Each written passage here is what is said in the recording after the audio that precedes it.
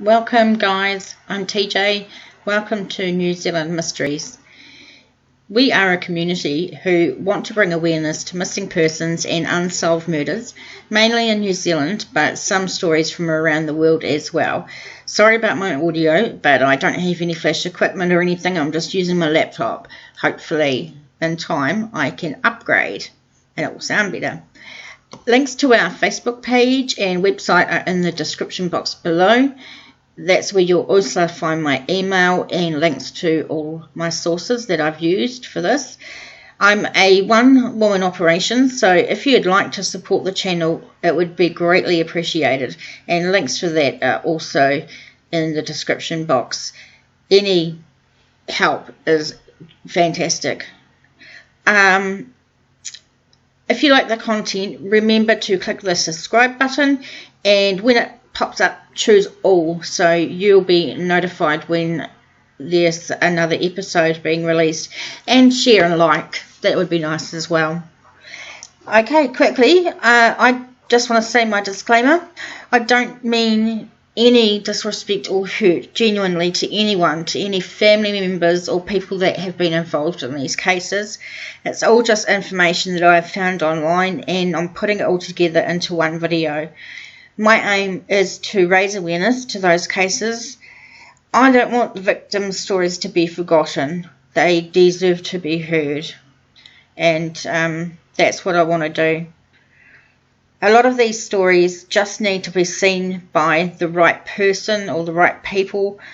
And I'm hoping that if we share everywhere, that the right people will see and speak up finally, and maybe provide some answers for families that are in grief and hurting. Alright, let's get into it. On April the 28th, 1998, Claire Hills, a 30-year-old woman known as Lisa, was discovered in the back seat of her black Mazda hatchback in an isolated Mangaree car park. She had been tied up, doused with petrol and burnt alive. This truly is one of the most horrific stories that I've had to research and cover, and I suggest if you're squeamish, yeah, it might not be the one for you. It's truly horrible. I first want to give you a bit of a description of where she was found. Mangaree Mountain in Mangaree Domain is one of the largest volcanic cones in the Auckland volcanic field, obviously in New Zealand. It's with a peak of 106 metres, which is 348 feet above sea level. It was the site of a major pa, which is a Maori fortified settlement, and many of the pa's earthworks are still obvious. It has extensive panoramic views of Auckland from its location in the suburb of Mangaree. It is also known as Te Pane o Mataho. Claire Elizabeth Hills was born in England and emigrated to Australia with her parents and siblings when she was just 2 years old. The family lived in a hostel for around 5 months before buying a house in Wollongong, where they settled. And Wollongong, hopefully I'm saying that right, I'm not massacring it, is a coastal city of Sydney. Claire had 5 siblings, and she was the third child in the family. When Claire was 15, she took off from the family home with her boyfriend, a young man her father did not approve of. And haven't we heard that story a lot, even in true crime? Claire spent time working on fishing boats in Melbourne before she took off again, this time to Auckland, New Zealand. She used a fake passport under the name Lisa, and she went on to use that name in life after that. So we're going to use the name Lisa, but bear in mind some of the articles and interviews that are coming up are going to refer to her as Claire. So Lisa, Claire, same person. At the age of 21, Lisa became a Jehovah's Witness and later went on to marry a man named Peter. And Lisa went on to work various jobs throughout the years. Around 18 months before she died, Lisa's marriage to Peter broke down. She moved into a small flat of her own in Herne Bay. Wikipedia describes Herne Bay as an affluent suburb of Auckland, New Zealand. It is located on the southwestern shore of the Waitemata Harbour to the west of the Auckland Harbour Bridge. Now, I've got the map on the screen. I myself live in the South Island, and I've never been to the North Island and never been to Auckland. So I wouldn't have a clue where anything is, but hopefully that map helps you a little bit. Lisa's sisters, Linda Hinson and Alison Harris, spoke to reporters. They said that Lisa had been estranged from the family but eventually reconciled with them. They said she seemed to have a happy life in New Zealand and she quite liked it. She didn't think she would ever return to Australia, and she had really settled in New Zealand. Lisa was working for McDonald's as a manager, and only a week before she was murdered, she moved to the branch at the Auckland airport. She was the manager of the Dayshift, which started at 3:30 a.m. So for Lisa, her routine would usually be to set her alarm for 2:30 a.m, shower, dress, and then drive her black Mazda Familia hatchback 28 kilometres to the airport. And if we look at that map before, you can see from Herne Bay to the airport, the Auckland airport there, and it's about half an hour, so 28 k's, not too bad.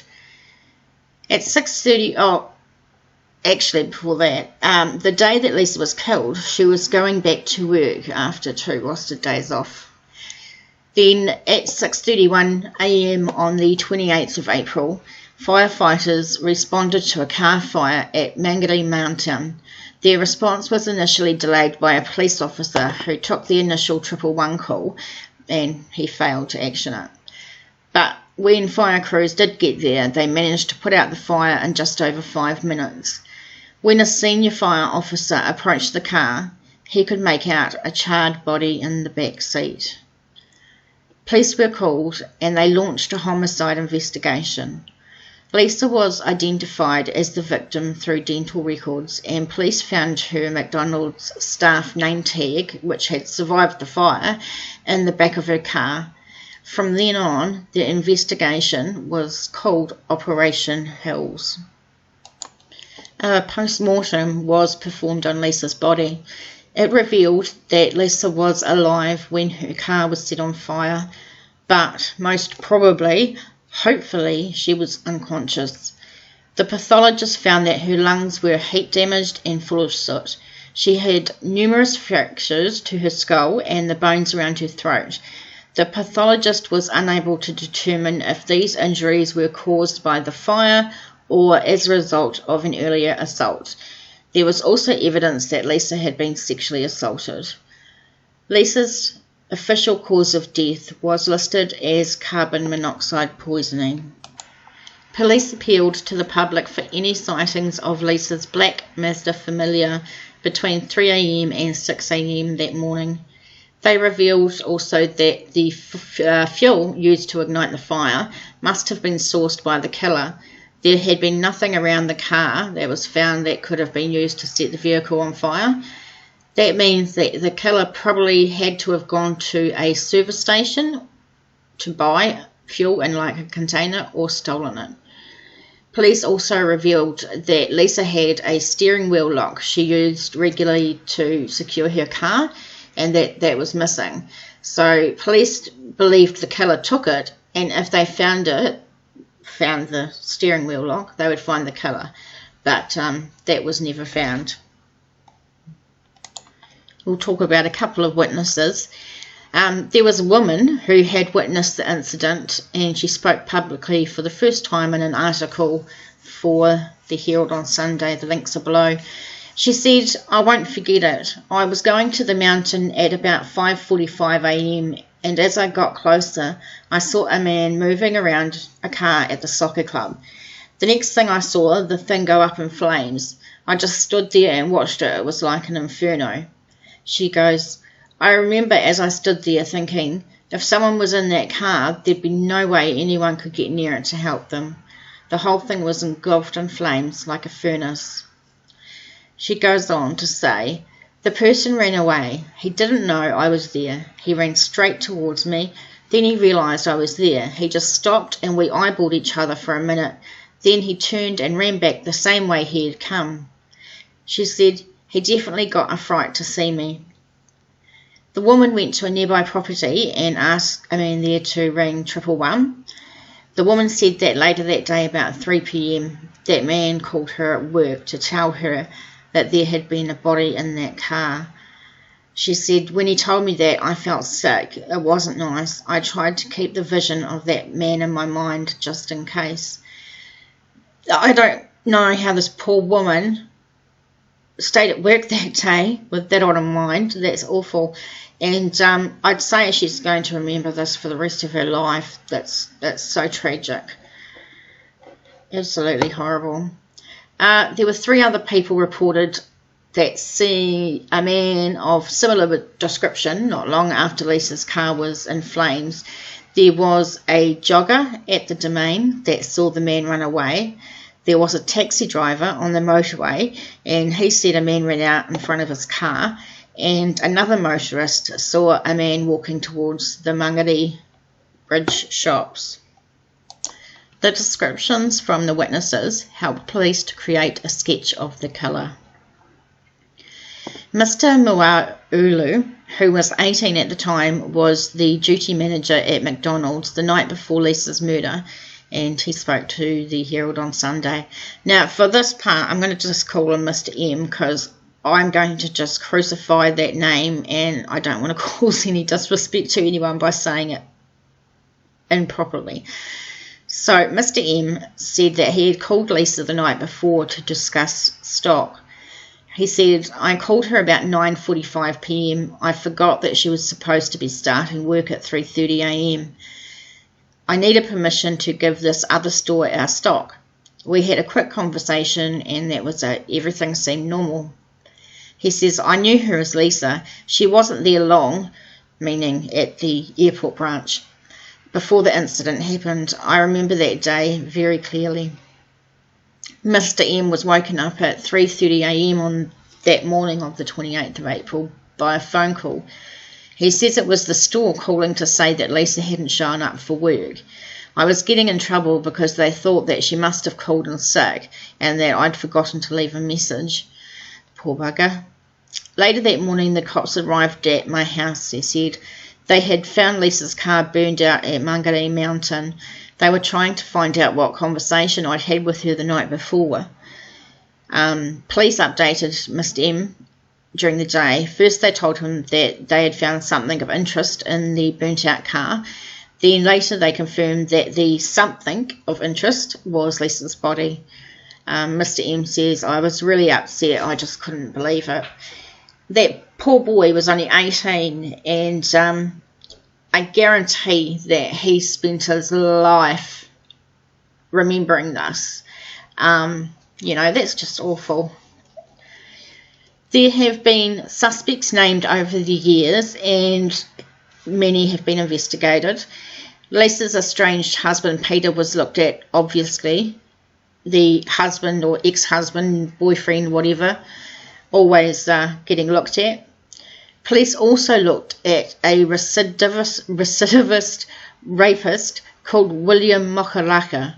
Mokaraka was known to attack women in their homes in South Auckland while brandishing a knife around that time. Despite a lack of evidence, police initially believed that rapist William Mokaraka was responsible for her death and shelved the case for nearly 10 years in the hope that Mokaraka would confess. Now, I know that sounds awful, but we're thinking 1998. I don't know, DNA was probably in its infancy, even if it was around. I don't even know when it was in, can't remember. So I suppose if it's kind of hard for them to do much investigating with no DNA to be done. But anyway, years later, after a DNA profile created with new technology in 2007, both men were eliminated as suspects when their DNA failed to match a sample taken from Lisa's body and that was believed to belong to the killer. Lisa's mum said after, "When we found out it wasn't him, we felt annoyed and let down. We were back where we started and that it hadn't been solved. It alarms me that someone's got away with murder. That's a great injustice. It shouldn't be allowed to happen." I agree with her. After a meeting with the New Zealand police, the family now believe the killer will not be found, as too much time has passed and they believe too many errors were made early in the investigation. Although they hold no malice against the detectives, her mum in particular feels the focus on Mokaraka, Lisa's involvement with the Jehovah's Witnesses, and the use of her Christian name may have hindered the investigation. She said, "People thought William Mokaraka killed a girl called Claire, but people didn't know her as Claire, except if they read the newspaper or watched TV. They knew her as Lisa," she said. Her family's growing pessimism comes as police revealed the DNA profile developed from the crime scene has made no match with their criminal database, which holds 123,000 profiles. At the time, the officer in charge of the case, Detective Senior Sergeant Dave Lynch, said the task now was to go back through the file and hopefully unearth new suspects. There were 2 rewards posted for Lisa's death. The first one was about 4 months after. At the time, it was one of the biggest ever offered in New Zealand, but it produced nothing significant. A second $50,000 reward was posted in 2009.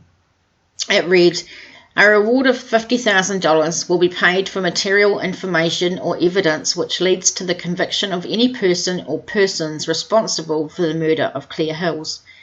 The Commissioner of Police will determine the amount of the reward and will apportion it if there is more than one claimant. An immunity against prosecution will be considered for any accomplice, not being the principal offender, who shall first give such information or evidence. This offer shall remain in force until October 1st, 2009. After that, police said they got around 70 calls, but again it failed to produce any information. At that time, back then, this was one of New Zealand's most barbaric cases, and even more disturbing was that police believed Lisa had been held for several hours before she was burned alive. They suspect she was abducted from her vehicle as she drove to the McDonald's airport restaurant from her home in Herne Bay about 3 a.m. The officer in charge of the case, Detective Senior Sergeant Dave Lynch, said at the time, although the reward produced nothing significant, there was still a lot of work for the inquiry team to finish. Mr. Lynch said, although the reward had formally expired, if anyone had significant information, a payout could be negotiated.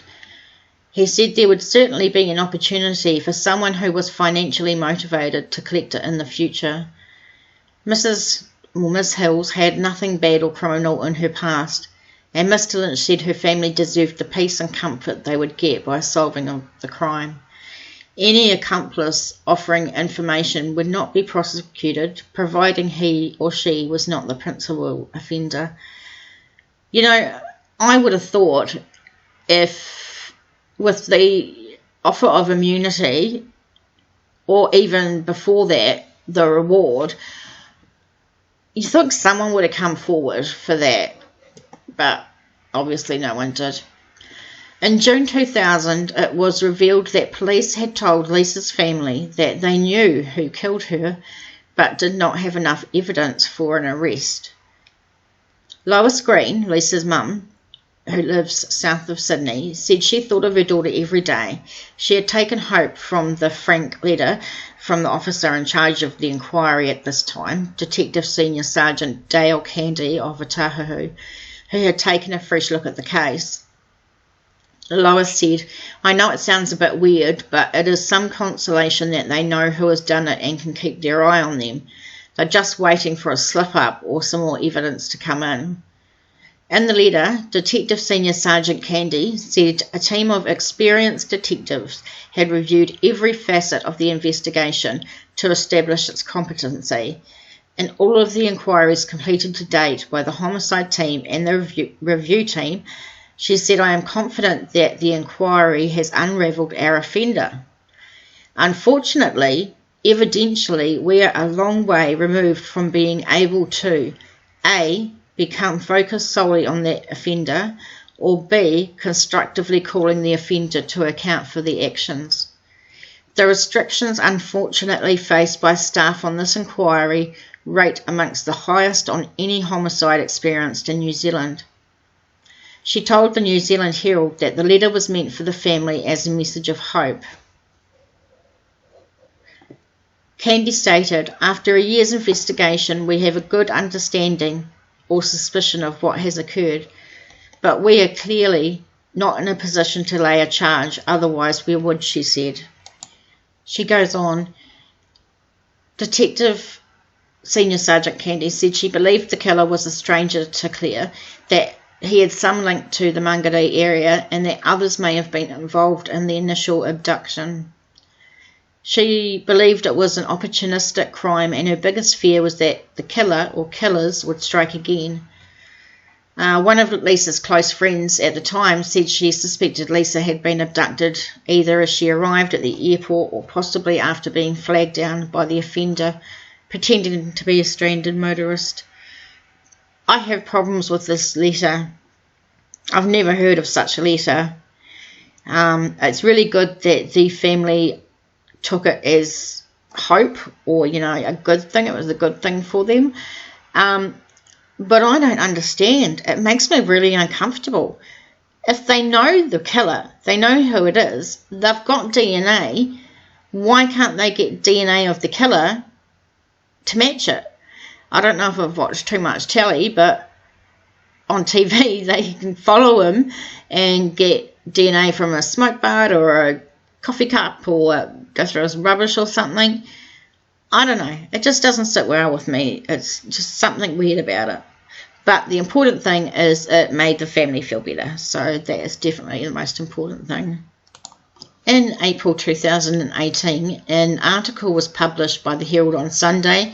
In this article, Detective Superintendent Dave Lynch, who originally worked on the case in 1998, spoke with a reporter, Anna Leask.